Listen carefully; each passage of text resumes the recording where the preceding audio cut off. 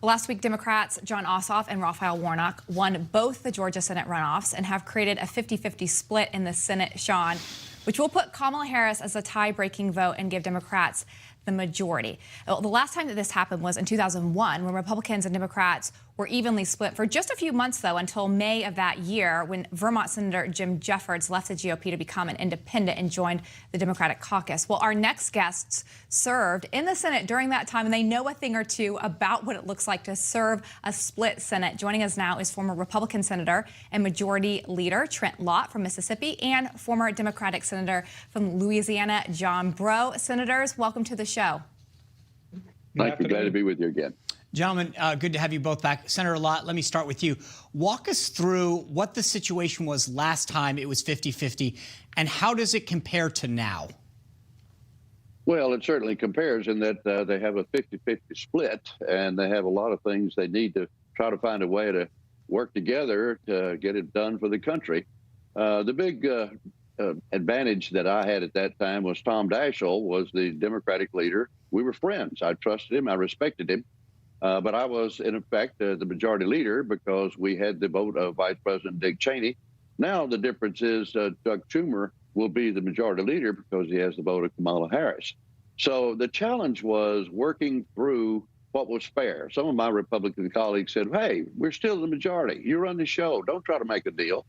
But I felt like, the last time they had an even split, it took them 5 months to work it out. So I really focused on trying to be fair about it. We split on the committees. It was 50-50, equal number of Republicans and Democrats. We split the payroll. We said everybody's entitled to office space. If we had a tie vote in the committee, either Tom Daschle or I could take it to the floor. So we worked through a lot of details. But also, there were some Democrats, like my friend John Breaux, who said, hey, 50-50 is great. If I can get one Republican to vote with me, I'm the majority leader, and he pulled that on me a couple of times. But you know what? We got some stuff done. We passed a tax bill, not as big as I wanted it to be. Breaux and Olympia Snowe wanted a little less. We passed appropriations bills. We passed defense bill. We passed No Child Left Behind. We got a lot done in 5 months. What say you, John Breaux? Well, it worked back then, and I think principally because of the relationship between Tom Daschle and my colleague, Trent Lott. The techniques on what to do and how to do it are not complicated. It's got to be a personal willingness between the leaders to sit down and agree to the things that make the Senate function as we hope that it would function. Chuck Schumer does not have to do an agreement with Mitch McConnell.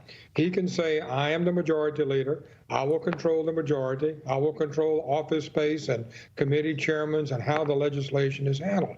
I think it's better, quite frankly, for Vice President and President-elect Joe Biden to have an agreement between the two leaders so that they can work together cooperatively to work on his agenda and to get some things done. So I think it's in the interest of the country that we're able to do this time what my colleague Trent Lott and Tom Daschle did back then.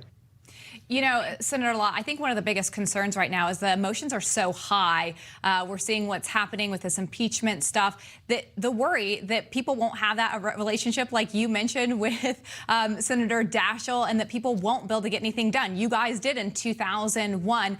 If you were going to talk to McConnell and Schumer, what would you tell them right now? Well, first of all, I'd suggest to them and to all of us in America, hey, tone the rhetoric down. What we saw last week was a horrific experience. But and you need communication between the leaders always. But it begins at the top. If Joe Biden, President-elect Joe Biden, when he becomes president, he reaches out to Mitch McConnell and also talks to Chuck Schumer and say, hey guys, we need to do something more about the pandemic. We need to look at infrastructure for America. Biden and McConnell have a pretty good relationship. And he ought to take advantage of that because we are in a mess right now in our country, and we need our leaders to talk, develop a chemistry, and work together to get some positive things done. Senator Breaux, let me ask you this. There's an argument to be made that Vice President Kamala Harris, she will be there and present a lot because she'll be casting ties. She obviously has ambitions to run for president. When she goes in and has to break a lot of these tie-breaking votes, it's going to make her take some interesting votes, to say the least. Do you think that that works for her or against her when it comes to her political future? Well, Kamala Harris is going to be the vice president, and there's only one president at a time. And that's going to be President Joe Biden, who's going to indicate what his agenda is and how he wants the votes in the Senate to go. And she's going to be a partner with him, and I know they're going to work close together. But let's bear in mind there's only one president at a time. And President Joe Biden, president-elect, is a product of the Senate. He's not a socialist. He doesn't have a socialist bone in his body. But he has friends in the Senate. He grew up in the Senate politically. He knows the members on both sides of the aisle. And I think he can come in and get both sides to work together in a constructive fashion to get some things done for this country. And I think that's a big positive difference. And by the way, Sean, just for the record, I think we only had 2 occasions when I reached out to Vice President Dick Cheney and said, hey, you need to be in your office right across from the Senate chamber. We may have a tie vote. Yeah, but Senator, we didn't have a tie vote. But I think the difference goes back to what Lindsey was saying. It's that relationship. You were able to work with Senator Daschle, at least on its face right now. I don't see that relationship with Mitch McConnell. I don't think they could decide what they were going to have for lunch together. Never mind a power sharing agreement. Do you think that there's hope for it? There's got to be hope.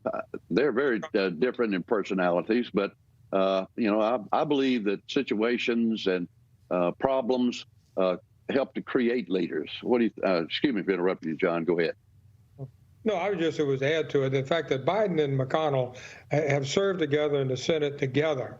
And have worked on deals together in the Senate when Joe Biden was a United States Senator from Delaware. They have a working relationship in the past, and I think they'll have one in the future. They can put this deal together, and maybe not as good as Trent and Tom Daschle did, but I absolutely think that President-elect Joe Biden is going to be able to work with Mitch McConnell and get some things done. Senators, can I ask you one quick question? We don't have time. We don't have any time left, actually. But if you can, yes or no, answer me this. There's a lot of Republicans that believe that Democrats are going to try to do away with the filibuster. Is that a good idea or a bad idea? 10 seconds each. Senator Breaux, I'll start with you. It's a bad idea, and it's not going to happen. Okay. There are a number of Democratic senators that are not for it. Senator Lott? I agree. It's not going to happen, and it shouldn't happen. And there's some other things they should do. They ought to go back to earmarks, by the way, which would help get the Senate to pull together a little bit more. All right. You guys, thank you for enlightening us, for sharing the important history, and we're going to have to check back in to see where we go. Thank you both for joining us. Happy New Year. Thanks, guys. Thank you very much, Sean. You just watched Newsmax TV, America's fastest growing cable news channel, now in more than 70 million homes. You can get Newsmax TV on your cable system or check your cable guide. And if your system doesn't carry Newsmax, call them, tell them you want Newsmax TV, because we're real news for real people.